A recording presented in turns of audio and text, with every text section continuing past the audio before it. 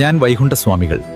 ഞാൻ ജനിച്ചത് 1809 മാർച്ച് 12-ന് നാഗർകോവിൽ സ്വാമിത്തോപ്പ് എന്ന സ്ഥലത്ത്. എന്റെ ശരിയായ പേര് മുടിച്ചൂടും പെരുമാൾ എന്നാണ്. എന്നാൽ എനിക്ക് മുത്തുക്കുട്ടി എന്നൊരു വിളിപ്പേരുമുണ്ടായിരുന്നു. നാരായണ പണ്ടാരം, വൈഷ്ണവയോഗി, സമ്പൂർണദേവൻ, അയ്യ എന്നീ പേരുകളിൽ എന്നെ അറിയപ്പെട്ടു. എന്റെ പിതാവിന്റെ പേര് പൊന്നുനാടാർ എന്നും മാതാവിന്റെ പേര് വെയിലാൾ എന്നുമാണ്. 1822 നടന്ന മേൽമുണ്ട് സമരത്തിന് പ്രചോദനം നൽകിയത് ഞാനാണ്. എന്റെ പ്രധാന ശിഷ്യനാണ് തൈക്കാടയ്യ. ഞാൻ സ്ഥാപിച്ച ക്ഷേത്രങ്ങൾ അറിയപ്പെടുന്നത് നിഴൽ താങ്കൽ എന്നാണ്.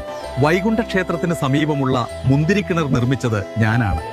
ഇത് മണിക്കിണർ അല്ലെങ്കിൽ സ്വാമിക്കിണർ എന്നും അറിയപ്പെടുന്നു. 1836 കേരളത്തിലെ ആദ്യത്തെ സാമൂഹ്യ പരിഷ്കരണ പ്രസ്ഥാനമായ സമത്വ സമാജം ഞാൻ രൂപീകരിച്ചു.